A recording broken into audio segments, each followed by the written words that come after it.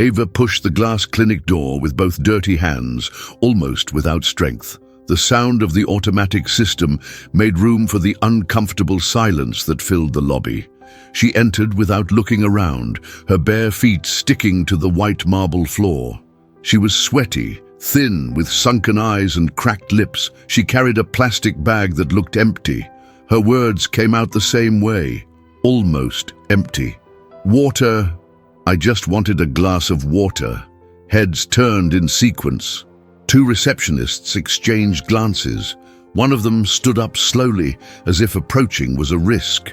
The woman in the red dress in the corner moved her purse away with her hand, as if the girl's mere presence could dirty the Italian leather. "You can't be here," said the blonde receptionist, stiff as a locked door. "This is private property, young lady." Ava didn't respond. She bit her cracked lip and kept her eyes down. Her loose, grimy shirt clung to her thin body. She trembled, but it wasn't from fear. It was thirst, a thirst that burned from the inside. In the corner, a child her age flipped through a tablet while waiting for his mother to come out of the enzyme treatment room. Ava looked at the cup of organic juice in the boy's hands and swallowed hard. "Should I call security?" whispered the brunette receptionist, already grabbing her phone. Inside, behind the frosted glass partition, Dr. Claire Whelan stopped speaking mid-consultation. It wasn't the noise that caught her attention. It was the silence, a silence cut by tension, as if something was wrong. She stood up without excusing herself to the patient, walked to the partition, peered through the slits, and saw it. A girl alone, hunched over, asking for water in a luxury clinic in the middle of Los Angeles. And no one was moving. Claire pushed the door open hard. Her heel struck the floor firmly as she walked to the front desk. All heads turned. She knelt to the girl's level. "What's your name?" Ava slowly lifted her eyes. Her voice cracked, but she managed to repeat, "I just want water." Claire turned, already walking. "Come with me. If you like touching stories like this one, make sure you're subscribed to the channel so you don't miss any." Claire walked through the side door, ignoring the protests, ignoring the scheduled clients, ignoring even the clinic manager approaching with the schedule spreadsheet in hand. In the pantry, she grabbed a glass bottle and filled it with cold water, handed it to the girl, who held it with both hands. Ava drank so quickly the water spilled from the corners of her mouth. She coughed. Claire supported her by the shoulders. Slowly. "It's okay. I'm okay. I'll leave now," said Ava, trying to return the bottle. "No, you won't. You're going to tell me where you came from." Ava hesitated. "My mom died. The woman who lived with us took everything and disappeared. Since then, I've been walking around. I was sleeping near Vermont Street, but last night a guy started yelling with a knife and I ran." Claire took a deep breath. The lump in her throat came quickly. She wanted to ask how many times this had happened, how many times she had asked for water and heard "get out," but she chose silence. "Are you hungry?" Ava nodded, almost embarrassed. Claire opened the cupboard, grabbed a protein bar from the emergency drawer, and offered it. Ava ate it in tiny pieces, as if rationing, as if she knew that after that there might be nothing else. Claire's phone vibrated. 3 messages from the team, one from the press manager about the scheduled NBC interview, another from her dermatologist colleague in Miami, waiting in the VIP lounge, and one more from her husband, arriving at the hospital. "Lunch still on?" Claire typed quickly, "Change of plans. I need you here. It's important." Ava still held the bar, looking around like someone who knew she didn't belong. Claire stood, opened a high drawer, and pulled out a light blue cotton t-shirt. It belonged to a friend's daughter, left there after a photo shoot. She handed it to Ava. "Do you want to change your shirt?" Ava hesitated. "Does it smell?" "No, but it's your choice. No one's in charge of you here." The girl smiled, just the corner of her mouth. A weak smile, but real. She went into the bathroom and took a while. Claire waited outside, watching her reflection on the stainless steel wall. She wondered what exactly she was doing, if it was safe, if it was right, and why no one else there had done the same. Ava came out of the bathroom with wet hair and a clean face. The blue shirt was loose on her but covered her bony shoulders. Claire grabbed a disposable hairbrush and began combing gently. With each knot she undid, Ava squinted but didn't complain. She was used to pain, not to care. Have you ever been to school? When my mum was alive, yes. I liked science. Do you want to go back? Ava didn't answer, but there was something in her eyes that said more than words. I have a husband who would love to meet you. He's a teacher. Maybe he has science books to show you. At that moment, Luana, the receptionist, entered without knocking. Doctor, room 203 is waiting. The press is too, and the manager wants to talk to you. Cancel everything, Claire replied firmly. Today I'm not a doctor. Today I'm a human being, Luana stammered. But there's a 2-month waiting list. Then let them wait 2 months and a day. Claire grabbed her phone and made a call. Ian, are you here already? Great. I need you now. I'm leaving with a girl. I'll explain on the way. Ava followed her, hugging her own arms, unsure. Aren't you afraid of me? She asked. Claire stopped, knelt before her again. I'd be afraid of the world out there if I let you go back to it right now. In here, you don't need to be afraid of anything. The two crossed the reception in silence. The room was packed. Clients with wide eyes, phones in hand, whispers multiplying. Claire walked past each one with her chin held high. When they reached the door, a white SUV was parking. Ian got out with a jacket over his shoulders and a confused expression. Claire, what's going on? I'll tell you on the way. But right now, she's having lunch with us. Ian looked at Ava, then at his wife, and simply nodded. He extended his hand. Ava hesitated, then held it. His skin was warm, firm, safe. For the first time in a long while, she felt she didn't need to run. The car door closed. Claire looked through the rearview mirror and saw Luana standing at the clinic entrance with her arms crossed. The clients began to rise, indignant, but none of that mattered. Ava rested her head on the seat and whispered, "That water was the best I've ever had." Claire smiled.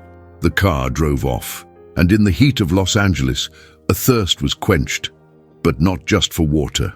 The car glided down Sunset Boulevard as Ava kept her face pressed to the window, as if absorbing every corner of the city with eyes that had never had the right to observe without fear. The world looked different from in there, surrounded by soft leather, cold air, and hushed voices.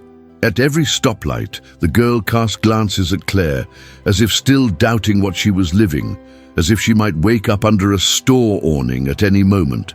Ian drove in silence, his eyes cutting through traffic, but his thoughts fixed on the girl in the back seat. The couple exchanged brief looks. No words were enough. There was something too solemn in that silent presence. Ava, Ian said gently, is there any place in the city you like? Somewhere you feel safe? We used to go to a park on Wilshire. I liked a pond there, with some ducks, she replied, almost embarrassed. But then my mum got sick. We stopped going out. Claire heard that as if she'd swallowed glass. She wanted to ask her mother's name, what had happened, why no one helped. But she held back. Ava needed time, and trust isn't demanded. It's earned. They stopped at a small cafe on Fairfax, where Claire and Ian often went on Sundays. The waiter recognized them, but said nothing upon seeing Ava with them. Just watched, curious. Claire chose a table in the corner, away from the windows. Ava sat across from them, her hands hidden under the table, her eyes restless. When the menu arrived, she only stared at it like it was written in another language. You can pick whatever you want, Ian said, trying to smile. Ava didn't reply. Claire leaned in and pointed. This sandwich here has chicken, cheese, lettuce, and this one is just egg and bread. Is that one good? Ava asked, pointing at the chicken one. It's what I always order, Claire replied. Then I want that one. The order came quickly. Ava ate with trembling hands. She didn't devour the food like someone starving, but like someone afraid the plate might disappear mid-bite. Ian watched each movement with growing tightness in his chest. "And where did you sleep last night?" he asked awkwardly. Ava looked to the side, then at the wall. "In a parking lot, behind a blue van. When I hear fights, I hide. But last night I couldn't." Claire gripped her coffee cup tightly. She wanted to go there right now, bring blankets, food, protect all the other Avas still at the mercy of violent strangers, but she knew she couldn't save the world. Saving someone, yes. "Ava," Claire said, trying to keep her voice steady, "have you ever talked to a social worker?" The girl shook her head. "They want to send me to a shelter, but I ran away once. A girl hit me with a piece of wood because I wouldn't give her my blanket." Ian looked away. The waiter returned with utensils, and Ava flinched. She was still in alert mode. What if we found a different kind of help? A safer place where you could sleep, go to school, and maybe see the duck pond again? Claire asked, locking eyes with her. "Are you guys like a church?" Ian smiled, surprised. "No, but we believe in taking care of people. Most people who say that only say it." Claire reached out across the table. Ava hesitated, then touched her fingers. "You can doubt. Just don't go through this alone." The moment was interrupted by Claire's phone ringing insistently. She answered with a sigh. "Claire, where are you?" It was Vanessa, the clinic manager. "The press left angry. Clients are complaining on Google, and Dr. Milani is threatening to end the partnership. You need to come back." Claire looked at Ava. The girl was sipping from an empty straw, distracted. "I'm not coming back today. Cancel the rest of the week if you want." "The week? Claire, you built this clinic with your own hands. You can't throw it all away." "I'm not throwing it away. I'm remembering why I started." She hung up without waiting for a reply. Ian smiled, relieved. This was the Claire he knew. Not the doctor from TV commercials, but the woman who cared for the elderly as a resident, who stayed at the ER until midnight and cried in the car on the way home. They paid the bill and drove to the west side of the city. Claire had an idea. She didn't know if it was viable, but she had to try. They passed through tree-lined neighborhoods until they reached a modest house with a white fence and a simple garden. Ian parked in front. "Where are we?" Ava asked quietly. "A temporary shelter, but this one is different."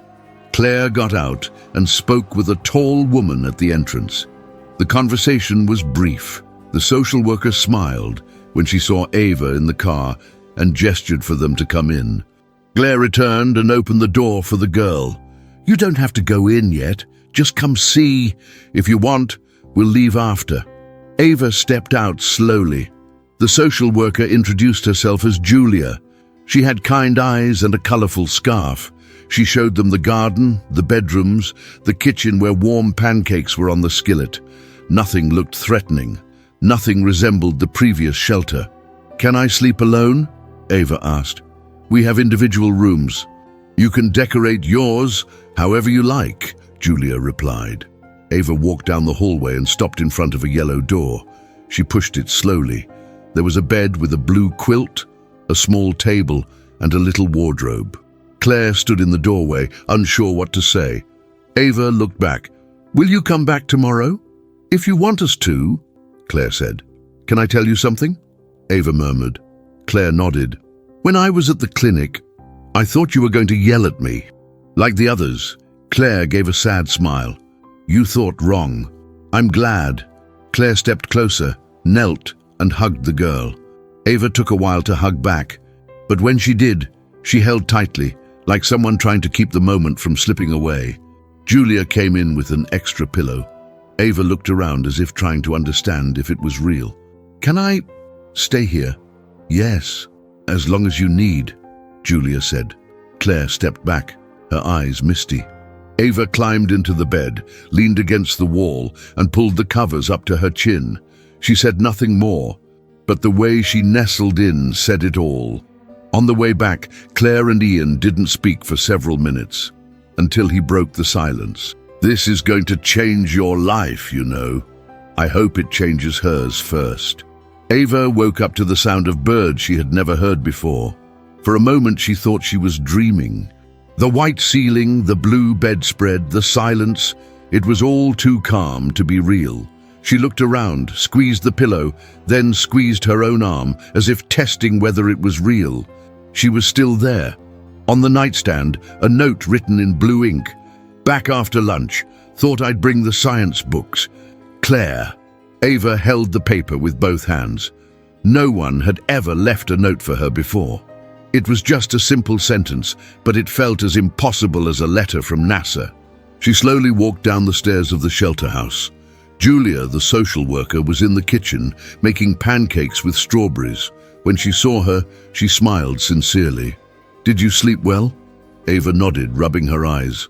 "Want to help flip the pancakes?" "I've never done that," she murmured, stepping closer to the stove. "Then today, you'll learn." They stayed there for a while in silence, listening to the sizzle of the oil. Ava held the spatula carefully, as if it were a surgical tool. She flipped the first pancake successfully. Julia clapped. "You've got the touch." Ava smiled. She still didn't know how to handle compliments. After breakfast, she sat on the couch and watched an old cartoon on TV. The sound was low, but her eyes were fixed. Julia noticed how she didn't blink, how she followed every detail, as if absorbing that cartoon was a mission. At the same time, across the city, the Langford Aesthetic and Wellness Clinic was turning into a powder keg. Vanessa, the manager, was printing cancellation reports while speaking on the phone. "Yes, ma'am. We understand your dissatisfaction. Dr. Claire is handling a personal matter. She'll return soon." "Of course. Absolutely. We'll prioritize your rescheduling." She hung up and sighed. Loana walked in right after. "This is turning into chaos. Milani cancelled the partnership, said she doesn't associate with irresponsible clinics. The media keeps calling," added Vanessa. "They want to know if it's true she gave it all up for a street kid." Loana crossed her arms. "And it is true, isn't it?" Vanessa didn't answer. She walked into the executive office. Claire's lab coat was still hanging behind the door.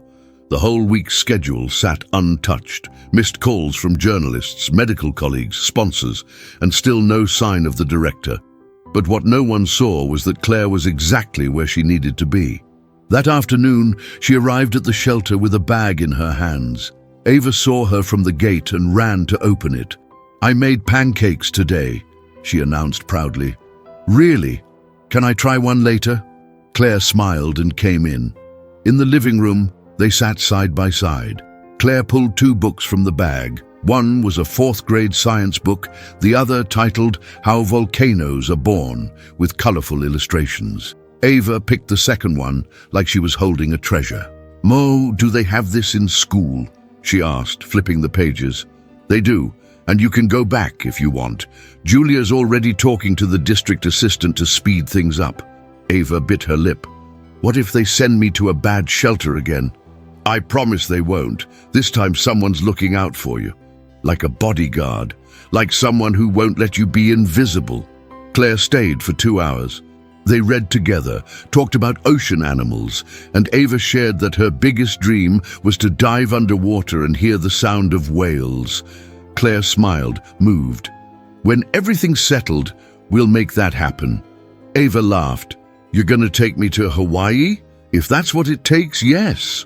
By late afternoon, Claire got a call from the medical board. She had a formal invitation to explain herself at the State Association's assembly due to her unprofessional conduct in abandoning appointments. Claire thanked them calmly and hung up. "Is that serious?" Ian asked when she told him later that night at home. "It is, but pretending nothing happened yesterday would be more serious." He stepped closer, wrapped his arms around her. "Are you sure you want to take this on?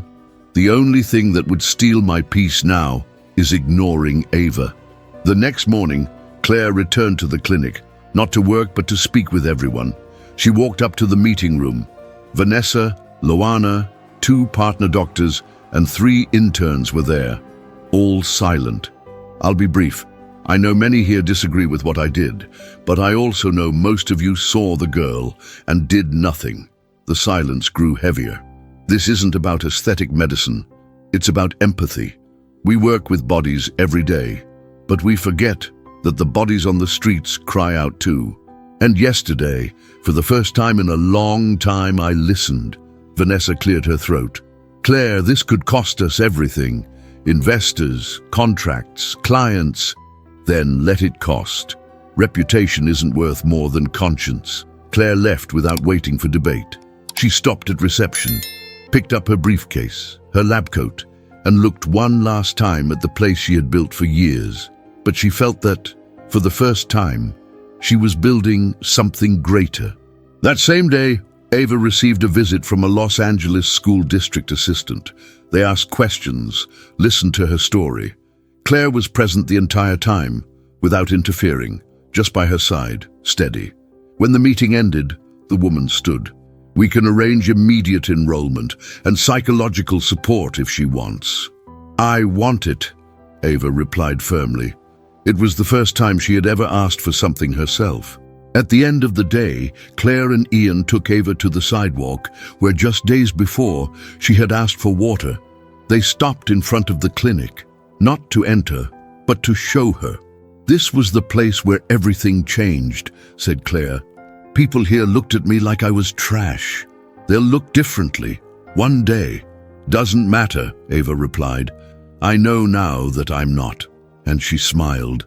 A clean smile without shame, without fear, just real. Ava climbed the school steps with her new sneakers squeaking. The laces were still too tight and her backpack kept slipping off her left shoulder, but she didn't complain. Her eyes scanned everything with the curiosity of someone trying to photograph it all with her mind.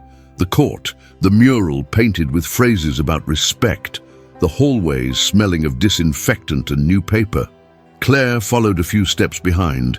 The girl's nervousness was visible, but she hid it well.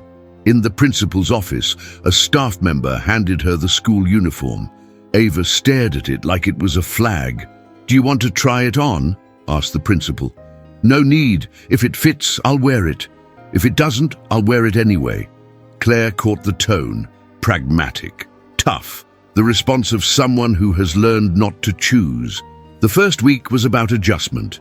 Ava had difficulty with the other kids. She didn't laugh at the same jokes, didn't know the games, didn't know how to respond when a classmate invited her to play. She always sat on the edge of the group, shoulders hunched, eyes watchful. The teacher reported that she learned quickly, but didn't speak much. She answered when needed, constantly observing. At the shelter, Julia remained a steady support. She installed a lamp by Ava's bed, brought her a hardcover notebook, and stuck a whale sticker on the cover. Ava used it to draw. The first sketches were messy, sad, always dark streets, big eyes, lonely silhouettes. But little by little, color began to appear. Red, blue, green. Trees appeared, and in a corner, a drawing of a girl giving water to another. Meanwhile, the repercussions of what had happened at the clinic kept growing. A leaked security video showed Ava entering the lobby, and the exact moment Claire walked out of her office, crossed the hall, and knelt before her. The video went viral. People in the comments were divided. Some called her a hero, others accused her of seeking attention. She only did it because she knew there were cameras. Where is this doctor when children die in the slums? At least one person did something. This should be normal, not an exception. The clinic became the target of silent protests. A group of volunteers taped posters outside with the phrase, "How many Avas did you ignore today?" Vanessa called an emergency meeting with the partners. We're losing sponsors. Long-time clients feel uncomfortable. This has become a national topic. We need to release a statement. What kind of statement? Asked the oldest partner. Are we going to admit we were inhumane? No. We'll say we encourage compassion, but condemn impulsive actions that disrupt the operations of a medical facility. They released the statement, but the damage was done. Meanwhile, Claire stood her ground. She officially stepped away from the clinic. Began working part-time at a public hospital in the city center, where she felt closer to those who truly needed care. Ava, little by little, began to blossom. At school, she participated in a presentation about planets and spoke about Neptune with a sparkle in her eyes. At the library, she discovered science books with 3D images. With Claire and Ian, she formed a small Saturday routine: ice cream after lunch, visits to used bookstores, sometimes just wandering around the city. One afternoon, Claire took her to MacArthur Park. They sat by the lake. Ava tossed breadcrumbs to the ducks, then turned and said, "I dreamed about my mom the other day." Claire looked at her calmly. "And how was it?" She hugged me and said, "Now you have a place to sleep." She was right. Ava went quiet for a few seconds, then added, "But I still miss her. Sometimes when I wake up, I forget she's gone. Then I remember, and it hurts." Claire held her hand. She didn't say it would pass. She didn't promise the pain would go away. She just stayed there, present. At the end of the month, Ava received a letter from the Los Angeles City Council. The video of her had touched one of the council women, who proposed a pilot program for children experiencing homelessness. Ava was invited to visit the municipal council building. "Me?" she asked, incredulous. "Yes, you. Because you're not just a story. You're a voice. And people are listening now." Claire went with her on the day of the visit. Ava entered the meeting room timidly, but was welcomed with respect. She sat beside Councilwoman Maribel Torres, who asked if she'd like to say a few words. "I don't really know how to speak," Ava replied. "Then talk like you're talking to me." Ava took a deep breath, stood up, holding a folded paper Julia had helped her write. "I just wanted to say that nobody chooses to be thirsty, that asking for water isn't a crime, and that there are a lot of people who want nothing more than to be seen. I was seen, and my life changed." There was a heavy silence afterward. Some council members applauded. Others looked uncomfortable. Outside, a reporter tried to interview her. Claire placed her hand in front of the camera and said she doesn't need to prove anything to anyone. They returned home in silence. On the way, Ava drew in her notebook. A lake, 2 ducks, a woman in a lab coat holding hands with a little girl. At the top of the page, she wrote, "Those who see, care." That night, sitting on the shelter porch, Ava turned to Julia. "Do you think I could take care of someone someday too?" "I think you already have." 2 months later, Ava walked the school hallways with a lighter step. She no longer avoided eye contact. When she passed her classmates, she murmured "hi" without turning her face away. She started laughing during recess and once was seen trading stickers with a boy who wore his cap backwards. Her science teacher, Miss Lang, praised her often. "She's thirsty for knowledge, the kind of student who listens even when you breathe," she said with a smile. But Ava still carried invisible scars. Sometimes she had nightmares. She would wake up frightened and take a while to remember where she was. Julia kept a salt lamp on in her room. Claire showed up whenever she could, sometimes unannounced, bringing books, pastries, or simply conversation. One afternoon, Ava received a thick envelope. It was an invitation to participate in a local TV documentary. "The Invisible Girl" was the working title. Claire grew tense. She feared too much exposure.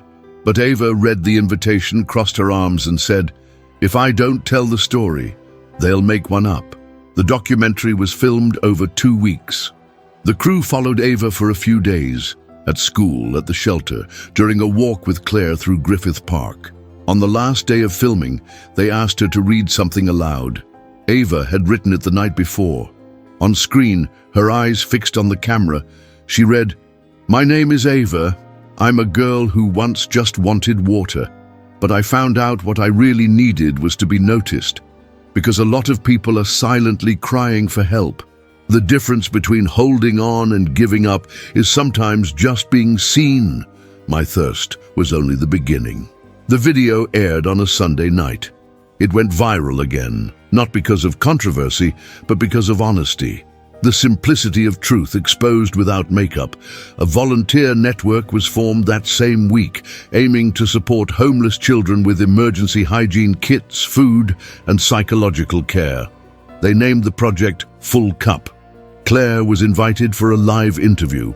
Instead, she asked if Ava could go in her place, but the girl declined. "I already said what needed to be said. Now it's your turn."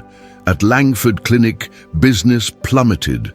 Loyal clients moved on to spaces that upheld more human values. Loana quietly resigned. Vanessa tried negotiating with sponsors, but the brand was too tarnished. Months later, the clinic was sold. A new group took over the building and turned part of it into a free medical care center. A symbolic gesture, but a real one. Claire continued working at the public hospital. She felt more whole. Tired, yes, but true. Ian started a small reading club for teens in vulnerable situations.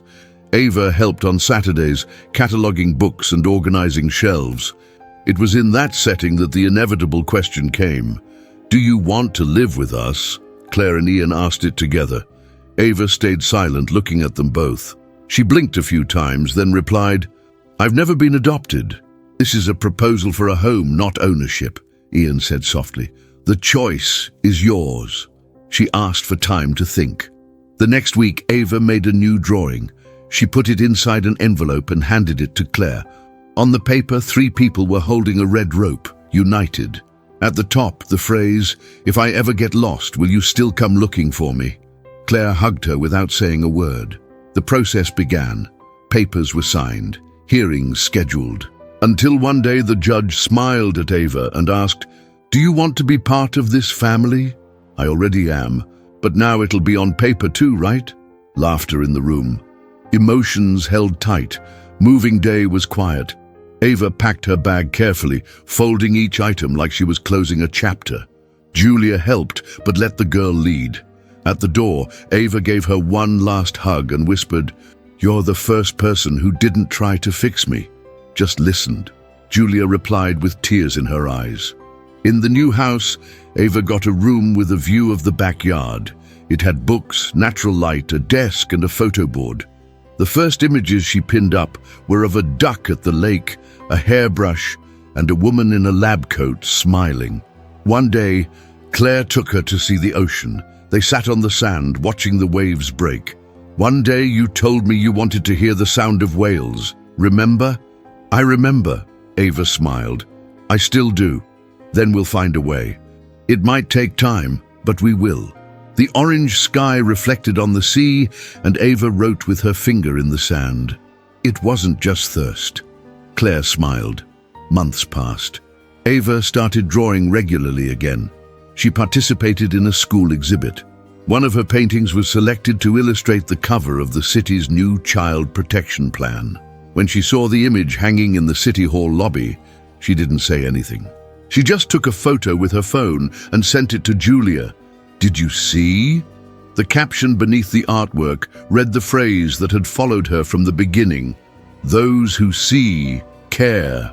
And so, quietly, a girl who once just wanted water became a symbol of something greater, not for being extraordinary, but for enduring, for existing despite indifference, for finally being seen.